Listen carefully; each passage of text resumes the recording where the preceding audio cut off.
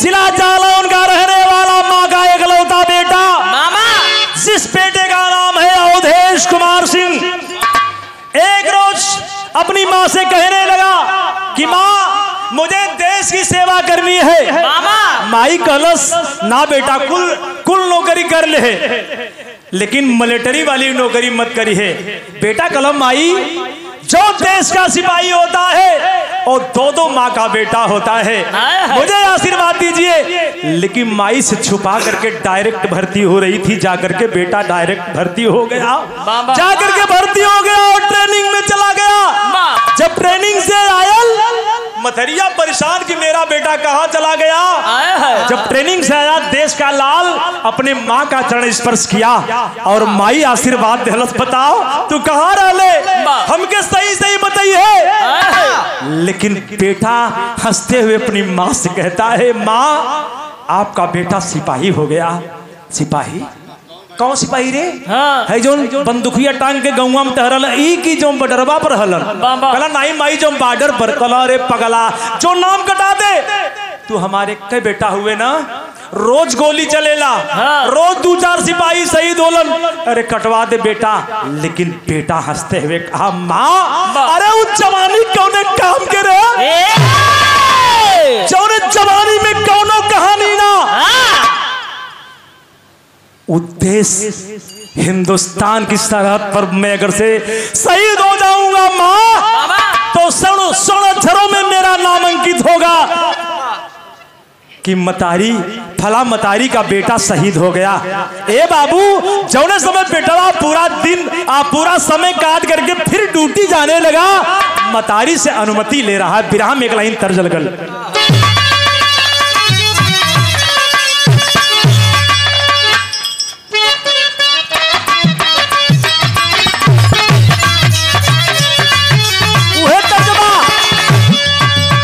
सुने वाले बाबू लोग, बड़ी पुरानी तर्ज हो। कहवा से आवेला बाबा के दिलावा हो,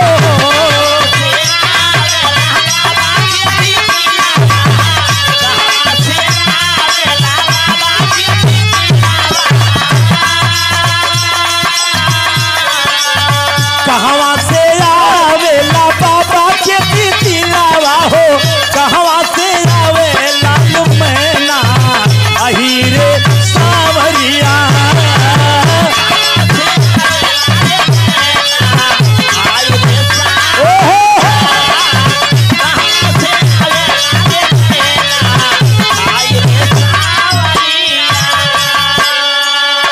लेकिन ए भैया, माँ अपने बेटे को आशीर्वाद देती है।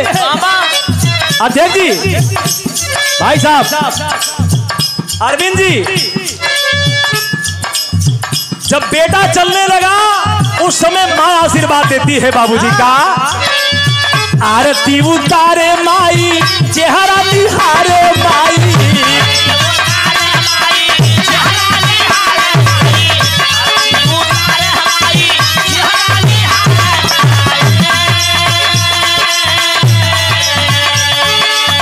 आरती उतारे माई, चेहरा निहारे माई, सीमा पर भेजली देश के, चला वीर देश के लिए, सीमा पर भेजली देश के, चला वीर देश के लिए।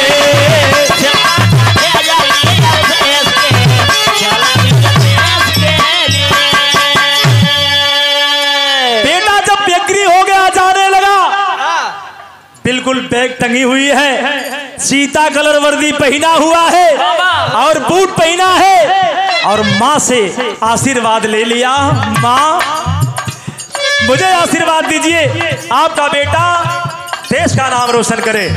जिस समय बाबूजी चल दिया जवान, मतरिया एक बात कहत बा, बेटा जा जा हमारा आशीर्वाद हो, लेकिन ये लाल सीने में गोली खा ले है बेटा, लेकिन पीठ मत दिखाई है।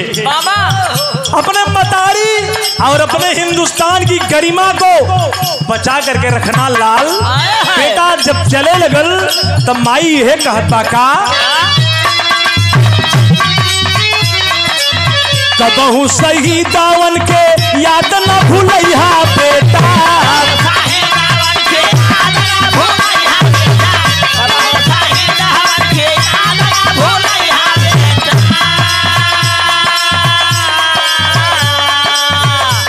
आदरणीय हमारे बड़े भैया ऋषिकेश यादव पूर्वांचल मित्र समाज दिल्ली, ये भैया के तरफ से 200 रुपए का आशीर्वाद। बहुत प्रणाम भैया के। ये देखें आदरणीय हमारे बड़े भैया मन्नू यादव आजमगढ़, बारे आजमगढ़ की धरती, पीरों की धरती, 200 रुपए का आशीर्वाद।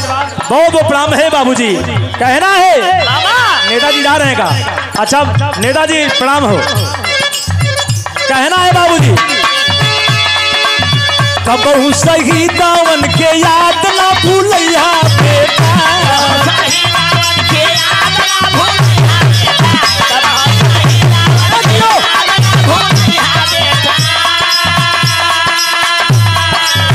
सवा के झंडा नहीं, झंडा नहीं अपने झुकैया बेटा,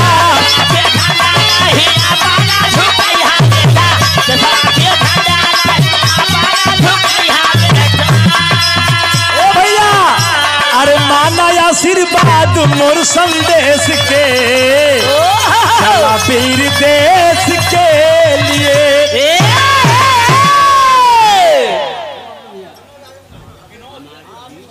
ये देखें आदरणीय हमारे बाबूजी विनोद आजमगढ़ की धरती से, बहादुर धरती आजमगढ़, 100 रुपए का पुरस्कार।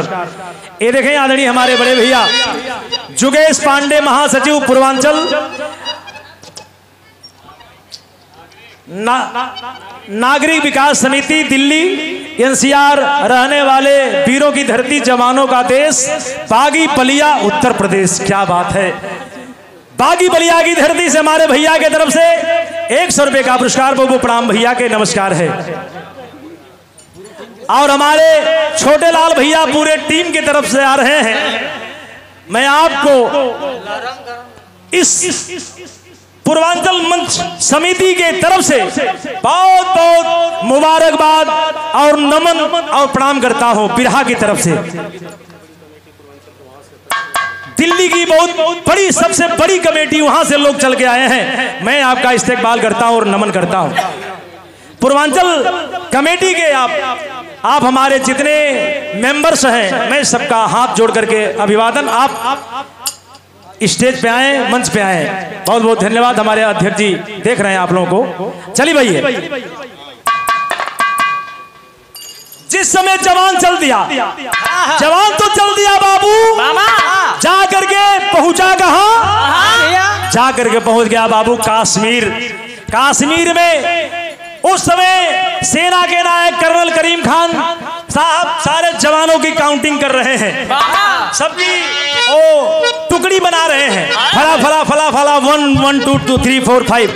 लेकिन तब तक जवान आया, सलूट किया, जय हिंद सर, जय हिंद बेटे। क्या नाम है मेरा? मिस्टर अवधेश कुमार सिंह जी, उत्तर प्रदेश। अच्छा शाबाश शाबाश बेटे, तैयार हो जाओ। तैयार हो गया जवान, जब तैयार हो गया उस समय का भाव कभी लिखिए। क्या लिखलम भैया? तर्जमा।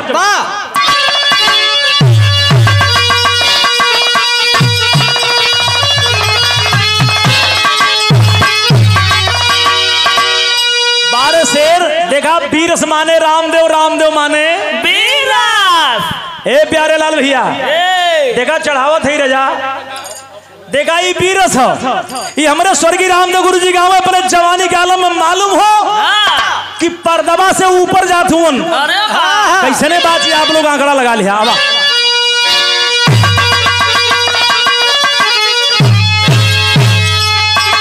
अरे पिया परदेसिया ना भावया गना,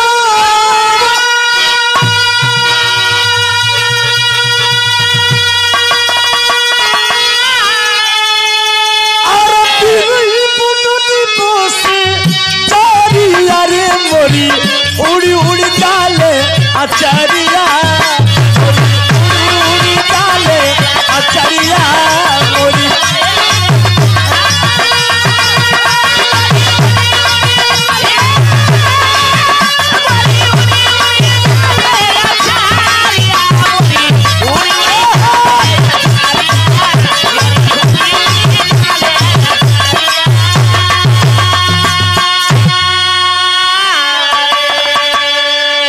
देखा यही तर्जिया में बतावा ना सुभाष भैया, एक तर्ज लगाई तो मत कई ठे हम कहीं ना फोड़ दी थे। अब देखा आपके ना कह कहबू कि हमार बिया भवे न बिस्ट लगबू था बतिया वही हम तो थोड़ा को अब नाराज हो गए। अरे मैं आपके जैसे बता रहा था कि आप जैसे नुक्सा आप जैसे था, आपका चेहरा था, आपकी आंखें वैसे ही उस औरतिया के रहा। अब हम तो जानते ही तो हर बिया ना भगवान करें तो हर अगले साल बिया हो जाए ना तो ही नवंबर में हो जाए। ए भैया लेकिन एगो लड़का अपने भौजाई से थोड़ा सा छिटा कसी करता, क्या कहता?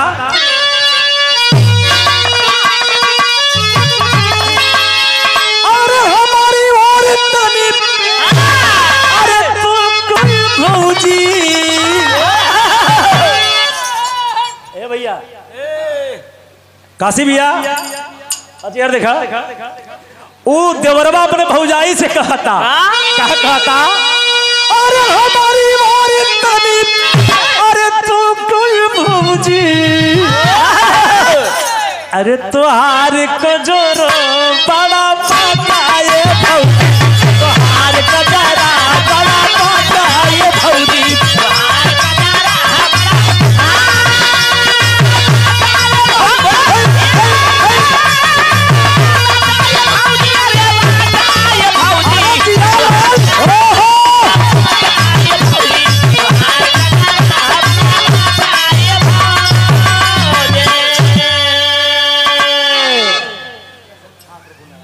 आदरणीय बड़े भैया श्रीमान प्रभु नारायण शहीदी धरती जिला चंदौली धानापुर की धरती से 100 रुपये का आशीर्वाद पुनः चरणों में प्रणाम है। और हमारे अनिल भैया के बड़े भ्राता हमारे आग्रज बड़े भैया रामनाथ भैया जौनपुर की धरती आपके तरफ से 100 रुपये का पुरस्कार, बहुत प्रणाम भैया के। और हमारे जितने गेस्ट अभी आए हैं मैं सबको चरणों में वंदन और नमन करता हूं। और अपने अध्यक्ष जी के तो हम एकदम चरणीय पकड़ लेते हैं। ए भैया लेकिन वो देवरवा कहे ज्योति एक लाइन और कहे, क्या कहे? अरे पतरी कमर तोहरी मतवाली चोल, अरे पतली कमर तोहरी मतवाली चाल बा, अरे देखे में लागे बड़ा सुघर माल बा।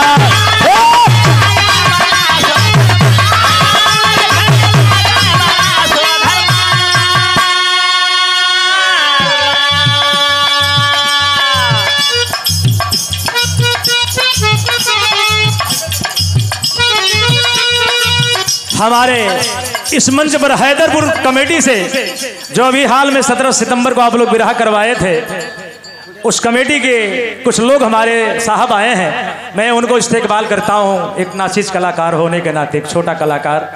मैं आपके चरणों में वंदन करता हूं। लोग बतावत थी कि छोड़ रहे लेकिन घाव बड़ा खतरनाक करे, बस वह समझ ले आपसे कहना है बाबूजी देवर कहे। अरे पतली कमरी तोहरी मतवाली चाल बा, अरे देखे में लागे सुघर बड़ा बा।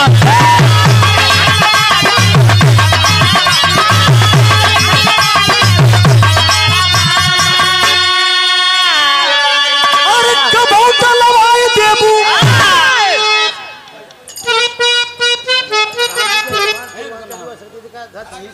राम विजय चौहान पूर्वांचल। अच्छा वो नहीं दूसरा देखे राम विजय चौहान पूर्वांचल युवा शक्ति के अध्यक्ष महोदय हैदरपुर दिल्ली। आदरणीय हमारे बड़े भैया राम विजय चौहान। एक रात फिर फोटो खींचे भैया, थोड़ा बोले में गड़बड़ान हो ना, चेहरवा यहर वही हो गया ना भैया। पूर्वांचल युवा शक्ति दल हैदरपुर साली मार्ग बाग अध्यक्ष आदरणीय बड़े भैया राम विजय चौहान जी। हाँ राम विजय चौहान 500 रुपये का पुरस्कार, बहुत चढ़ो में प्रणाम करता हूं और नमन करता हूं। मैं लाइव देख भी रहा था प्रीति पाल और उनका।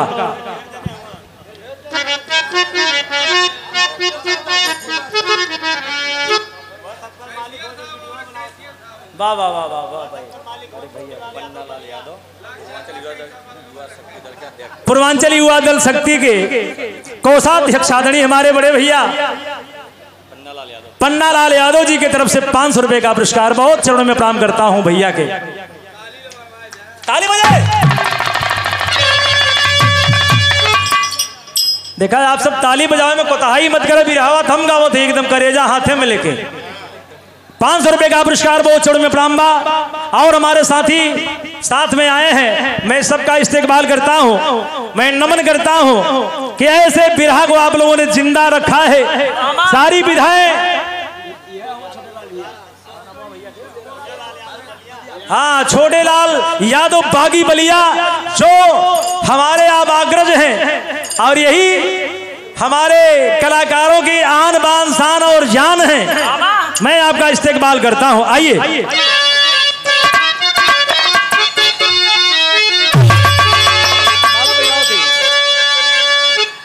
अरे कबूतर लगाए देबू, अरे टाका ये भौजी, और कदरो सारा पाको ये भौजी। लेकिन बाबूजी जवान चल दिया, वो समय के भाव कभी लिखलन का।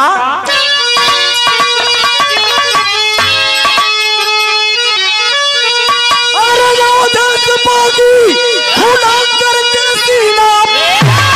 अरे बन के वतन के पहाड़ुआ हो चला सीमा पर जुझरुआ।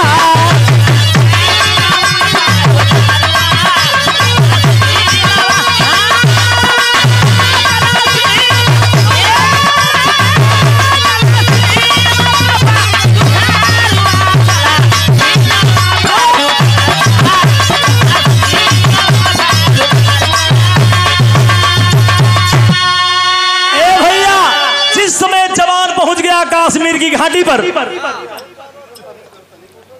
अरे लागी खबर घुस आए उग्रवादी।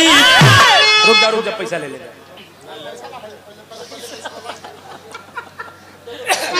ये देखें आदरणीय हमारे बड़े भैया पूर्वांचल युवा शक्ति दल शालीमार बाग हैदरपुर किला दिल्ली, हैदरपुर दिल्ली, राजनाथ साहनी जी आजमगढ़ की धरती से ये 500 रुपया पुरस्कार बहुत चौड़ में प्रणाम भैया के और पूरे टीम को महेंद्र बच्चन चौड़ों में नमन और प्रणाम करता है। और हमारे बागी बलिया की धरती से जो हमारे वीडियो बना रहे हैं साहब, मैं उनका अभिनंदन और स्वागत करता हूँ। छोटे लाल भैया देखें जी साहब,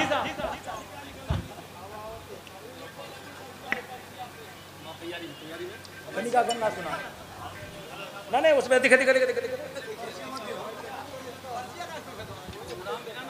नहीं इसमें नहीं लिखा साहब, बस इतना ही लिखा। जौन समय जवान चलने लगा वो समय के भाव कभी लिखलन आवा।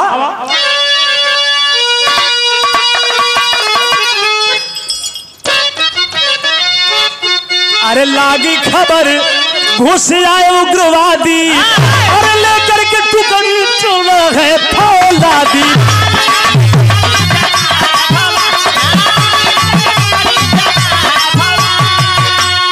और तन गोली पखेला फौला के बजलता मारुआ हो चला।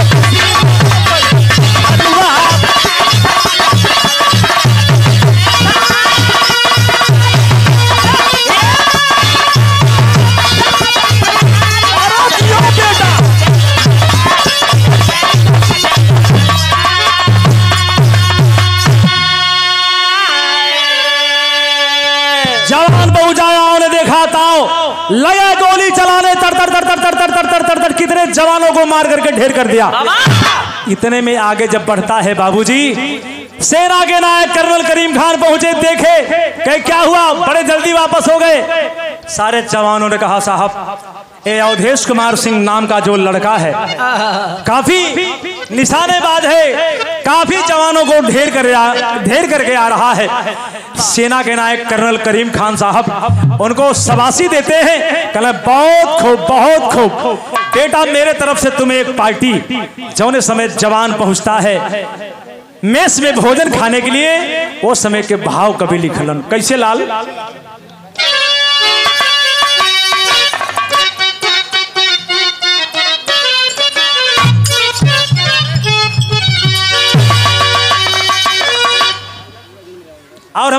के चौहान साहब आए हैं, मैं आपका इस्तेकबाल करता हूं इस मंच की तरफ से। हैदरपुर से आए हैं, मैं आपका इस्तेकबाल करता हूं, नमन करता हूं। और हमारी आंखें चूकती नहीं, जानते हैं, इसलिए मैंने पहले बताया है कि सम्मान देने से सम्मान मिलता है गुरु। आइए बिरहन कौन तर्जुबा।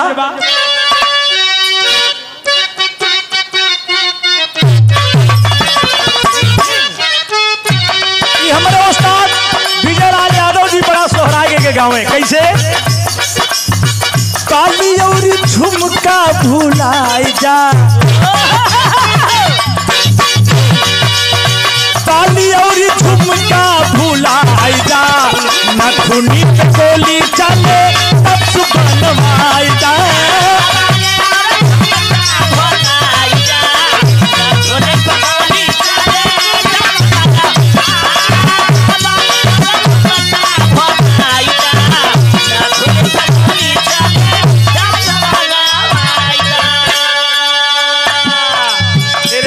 हमारे बड़े भैया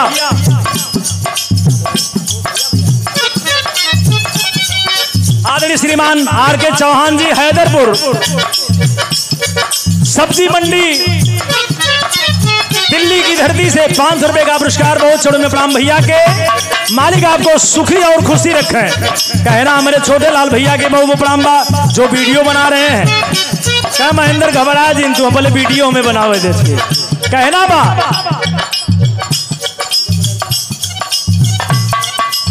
आदरणीय बड़े भैया श्रीमान संजय बुलंदशहर से 100 रुपए का पुरस्कार। बहुत प्रणाम भैया के।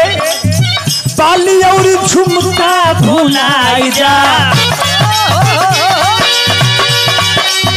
पाली और झुमका भुलाई जा, नथुनी पे गोली चले तब सुबह जा।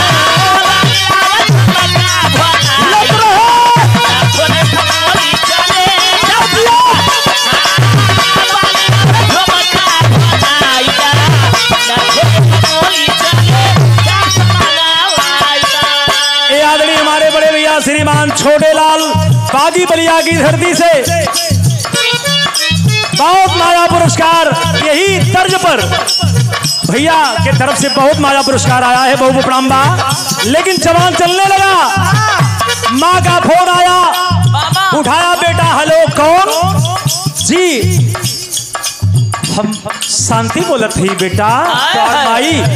हाँ बताओ माई। तेरे चरणों में मेरा स्वर्ग है माँ, बताओ। कला बेटा तू घरे चल आओ, तुम घरे आ जाओ बेटा। अरे हम नौकरी भाई तो घरे कैसे चलाओ? कला बेटवा तो हर बिया ठीक कैले ही। कला हमें हर सरहद पर तू बिया ठीक कैले हूँ। कला की तोर माई चूल्हा में गिर के मर जाई तब तो खुश रहोगे। इतना सुनते हुए जवान बाबू का कहलस,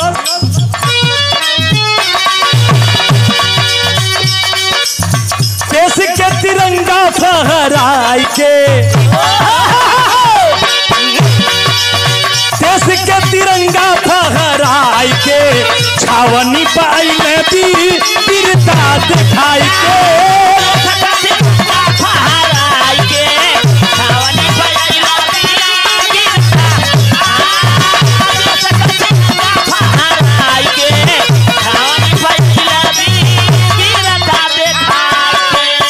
आदरणीय श्रीमान शिव कुमार शहीदी धरती गाजीपुर की धरती से 100 रुपए का पुरस्कार माला से सम्मान किया गया। बहुत बहुत प्रणाम बा।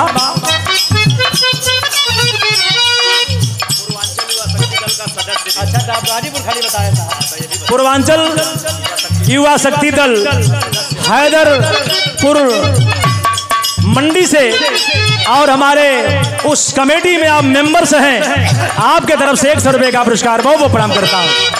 कहना है साथियों के साथ भोजन कर रहा है, माँ से बात कर रहा है। सफियन के साथ करती,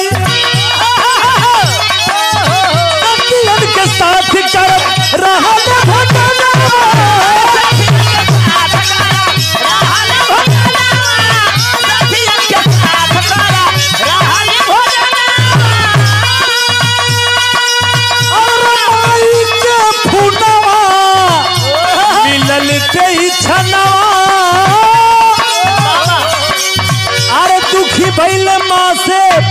आई के छावनी पयल वीरता दिखाई के जाकर के सेना नायक के पास पहुंचता है। सर मेरे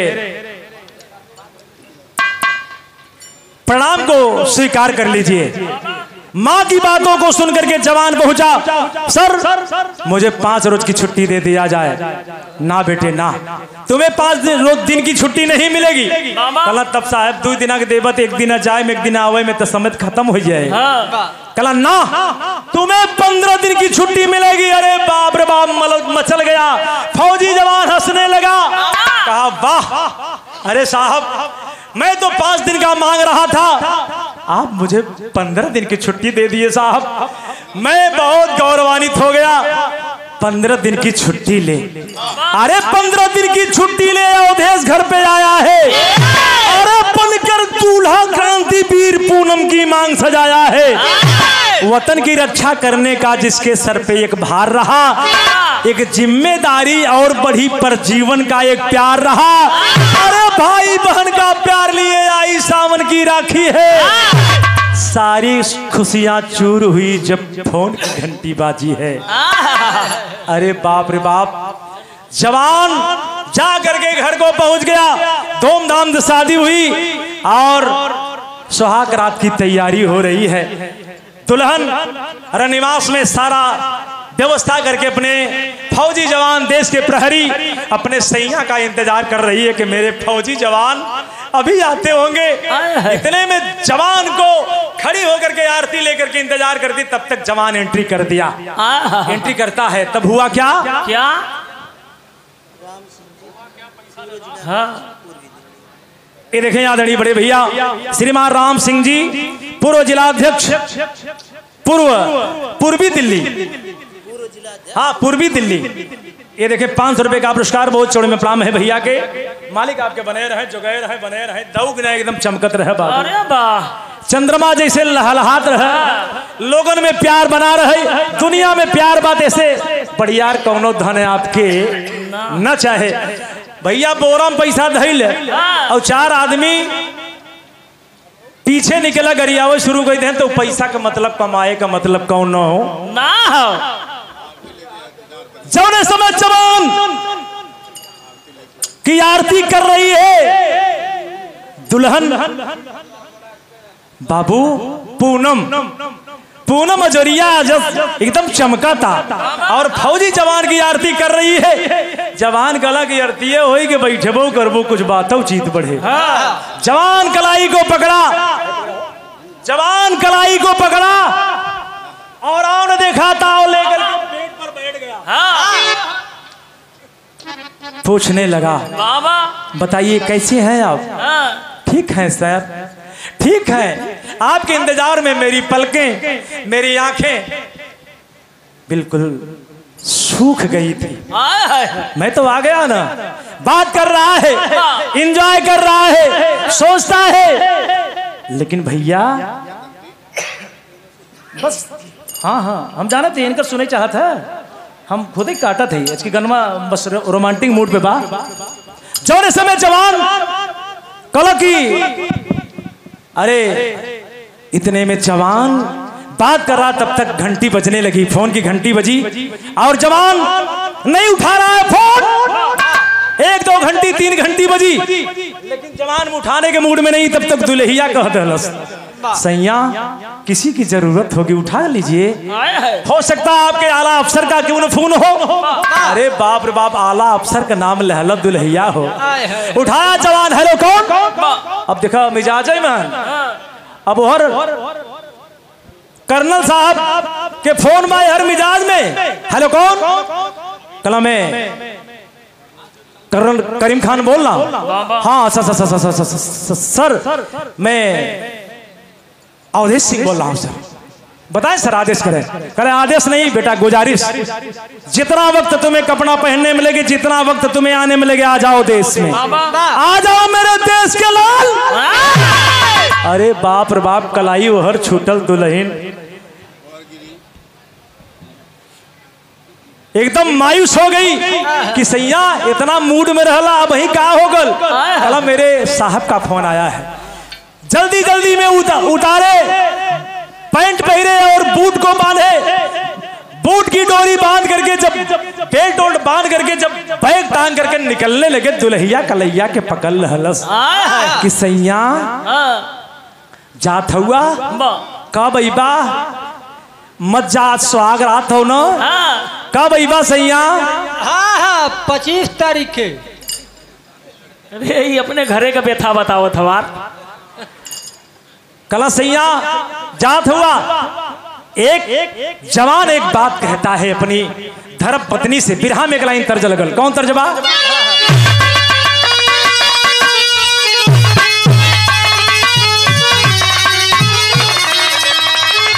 वह तर्जबा हमारे उस्ताद गाँव में स्वर्गीय राम गुरु जी कैसे गाँव में, अरे झूलनिया के गुजामा, अरे टूटली रोजो, अरे जवनियों में गड़िया छूटल राजा, जवनिया में गड़िया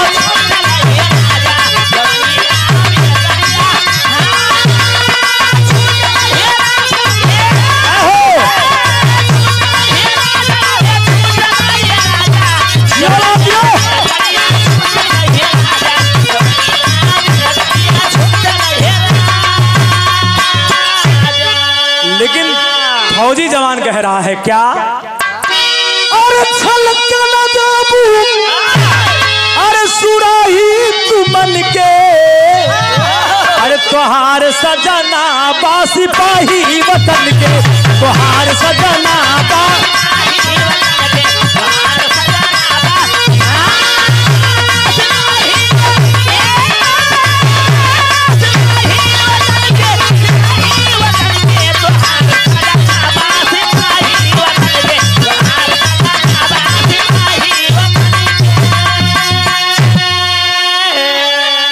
सरहद पे देशवा के बन के रखवारा, अरे दुश्मन के संग में कारी वादा न्यारा,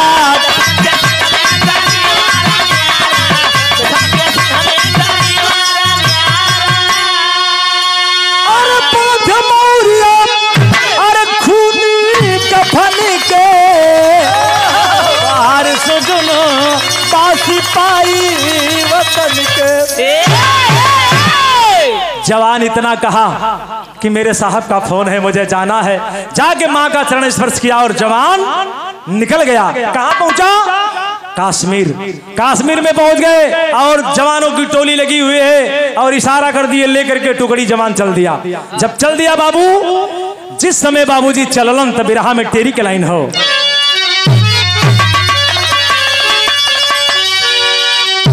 अरे राम वतन प्यारा हमके, अरे राम वतन आया पर, अरे तबावे से जुल्म तुझ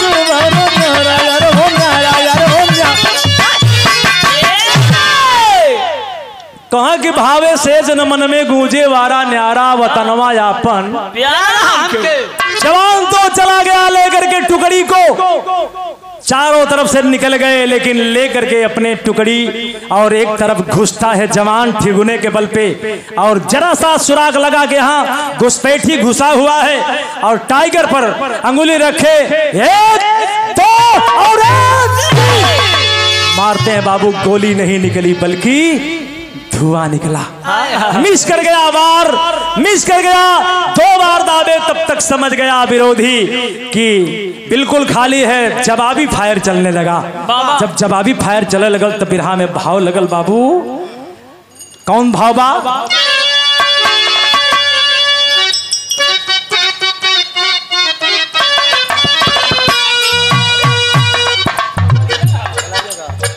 है यार।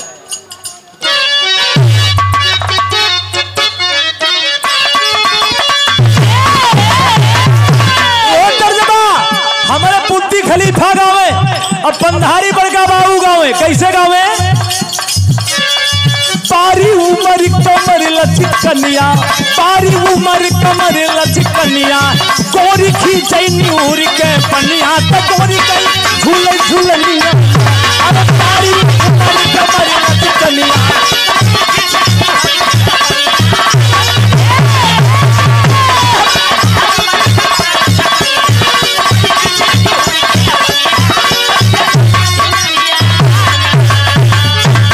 लेकिन भाव से कभी नहीं लिखा है क्या?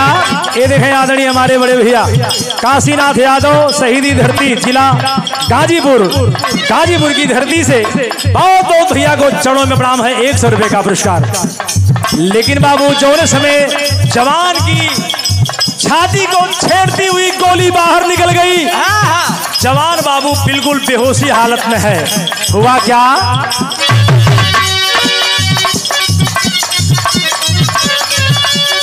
तज के प्यार सोहागिन के चली जवानवा हो वतनवा पापी कहिए ये ना।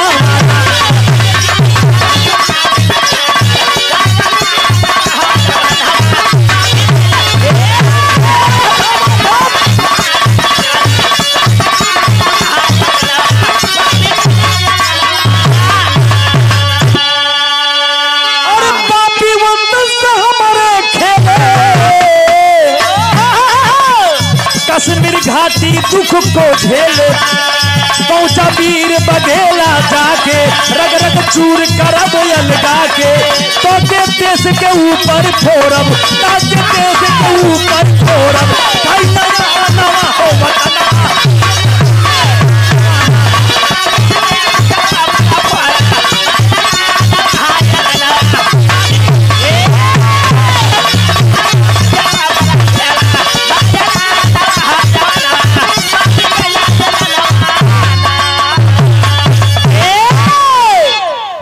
जमीन पर गिरे हुए हैं, लहू लुहान है, खून का फव्वारा चल रहा है, सारे जवान घेरे हुए हैं, गोली लगी हुई लेकिन जवान बोल नहीं पा रहा है। देखें बाबूजी, जवान बोल नहीं पा रहा है, आंखें बंद है, लेकिन बारे देश की सेवा।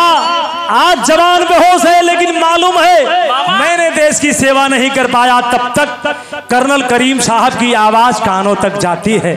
बिरहा में कभी लिखलन, बड़ी करुण लाइन है मास्टर।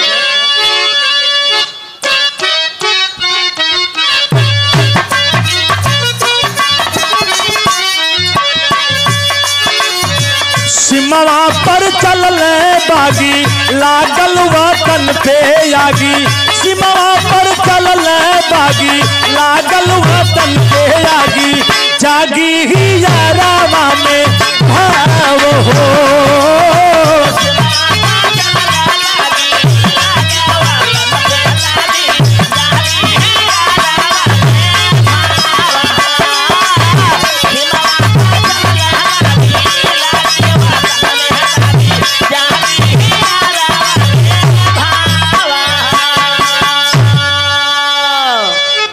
भैया इशारा बार बार आप कर रहे हैं, पूरा समैया तो अध्यक्ष जी ले लिए खाली मतलब स्वागत करने में। अब बिरावा हमारे 30 मिनट ना पहुंचल तब वो अब इशारा करते हुआ बैठ जाएं। क्या बता रहे हैं आप लोग? स्वागत करे में सारी समय खत्म कर दिए और इधर इशारा बता रहे हैं ऐसे ऐसे।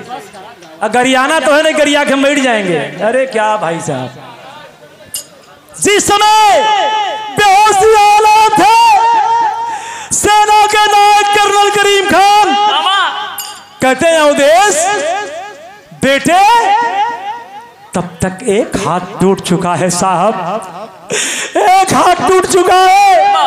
आंखें खुलती है, देखते हैं कि मेरे आला अफसर मेरे सामने खड़े हैं, मैं अपने साहब का सलाम नहीं कर पा रहा हूँ। एक हाथ से उठाया हाथ और रखा, कहा जय हिंद सर, मेरे आखिरी सलाम को कबूल कर लीजिए।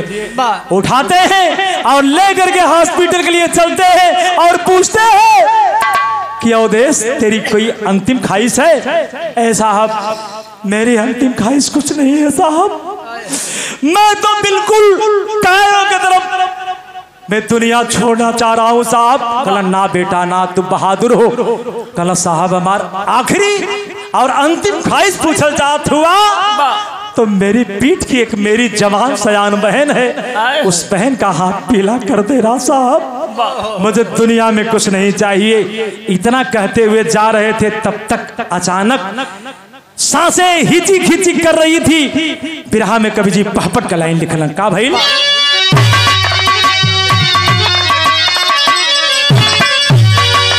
अरे लिखा जिंदगी,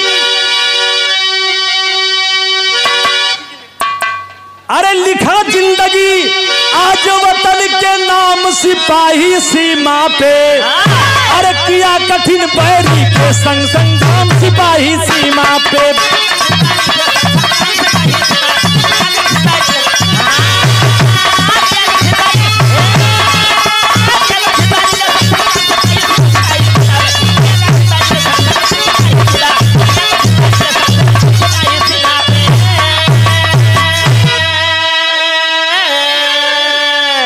हर्ष बिहार से सुनील बाबू के तरफ से 100 रुपए का पुरस्कार। बताए कि आप बिरहा गाइए, इतना भावुक बिरहा है, आप गाइए, इसको काटिए मत। मेरा बिरहा भी खत्म हो गया है साहब, आप लोग संकेत मत करिए। बिरहा मुश्किल से 10 मिनट और घड़ी के समय से है। जिस समय बाबूजी इतना कहते हुए जवान एक बात कहने जा रहा था, तब तक देखे हुआ क्या बाबू,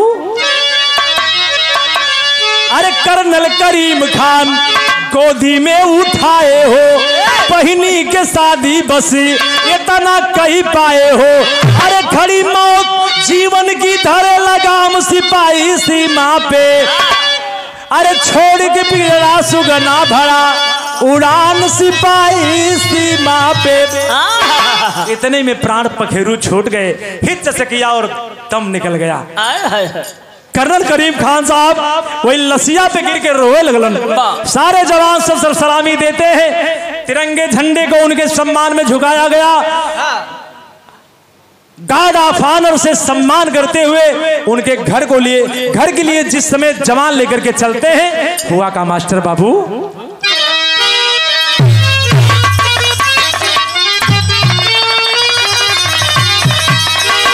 हाय राम, अरे देश के सिपाही नहीं, अरे पिठिया दिखाइए भैया, भले ही मऊतिया अरे लड़े हो ललकारी, खैले सही दयावा देश के सवा में बाबू, दिल्ली नगरिया में मिलल समाचारी, यहाँ वो करीम अपने फर्ज को निभावल बाबू, रसिया चलो लेके चलो निहारी,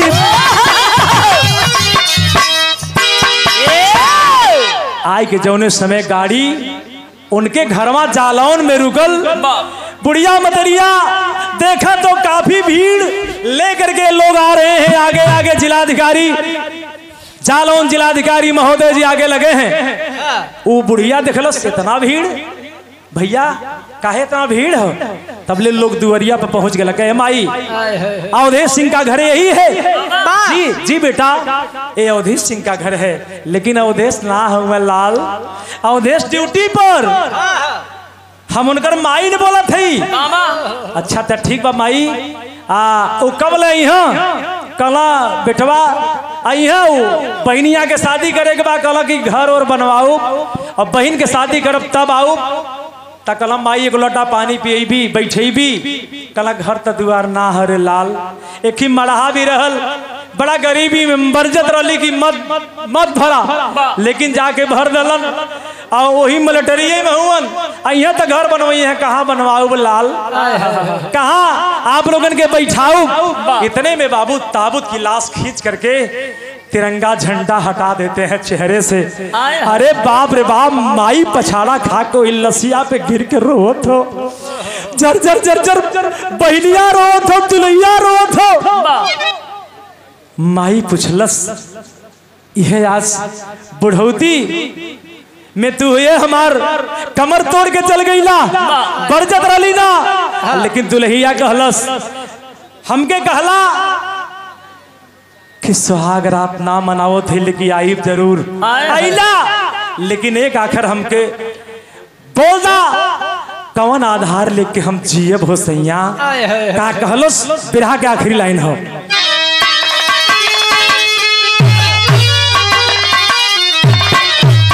अरे वतन के प्यारा पहला मोर सिपाही सजना, अरे वतन के प्यारा पहला मोर सिपाही सजना, तमाहुर हो गईले से नूरवा हाथ के कंगना।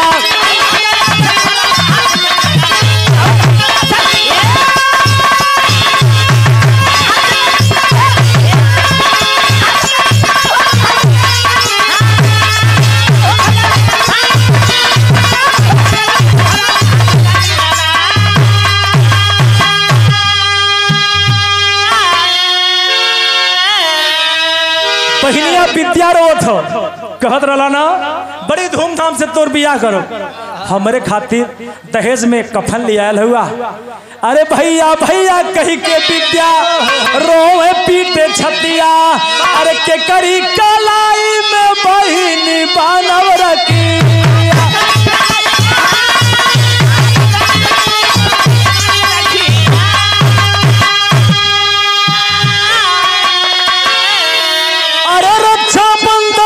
राखी के बनावाला सपना, बहनिया रोज रोज पागल हो गई, लेकिन सारे जवान शस्त्र सलामी देते हुए ले जा करके अंतिम दाह संस्कार करके और वादा करते हैं, चूंकि उधर से अवधेश सिंह भी कहे हैं कि बहन का हाथ पीला करूंगा, लेकिन कर्नल करीम खान साहब ने वादा किया था कि आप रहो ना रहो, लेकिन तुम्हारी बहन तो पूरे हिंदुस्तान की बहन है, मेरे सारे फौजियों की बहन है। सारे अपने अपने घर को चले गए बाबूजी। जब वो दिन आया शादी वाला, सारे फौजी जवान आकर के उस बहन का हाथ पीला करने के लगे हैं। हुआ क्या? अरे होके मुसलमान हिंदू रीतियां निभाए, विद्या के रचा के शादी डोली में बिठाए।